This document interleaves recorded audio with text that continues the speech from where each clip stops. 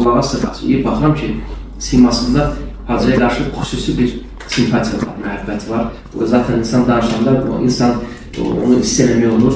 Cənab Prezident, hər dəfə böyük yarışlardan gəldikdən sonra bizi qəbul etməyiniz, bizlərin nəticəsindən yaxından maraqlanmamız doğrudan bizə sevindirir və bu bizə belə deyək ki, böyük stimul verir və biz bu diqqət qayğı nəticəsində hər zaman çalışırıq ki, yaxşı nəticələr əldə edək və bizi qarşıda böyük yarışlar gözləyir və ən böyük hədəfimiz də bayaq qeydiyiniz kimi Parisdə keçirilən yay olimpiya oyunlarıdır və mənə elə gəlir ki, bizim idmançılarımız o oyunlarda yaxşı hazırlaşır və yaxşı nəticələr inşallah göstərəcəklər. Cənab Prezident, gələcək işlərinizdə sizə uğurlar arzulayıram. Allahdan sizə və ailənizə can sağlığı arzulayıram. İnşallah hər zaman Azərbaycan belə böyük qələbələr qazanar. Diqqətinizə görə təşəkkür edirəm.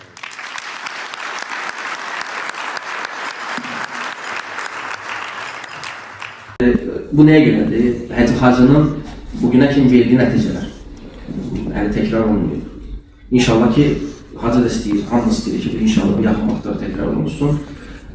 Hacı bizim üçün niyə görə dəyərlidir? Hacı dünyada tanınmış bir güləşçidir. Mən şadam ki, Azərbaycanda belə bir bizim səmimi, sadə, bizim dünya ruhu çempionumuz var, olimpiya mükafatçımız var.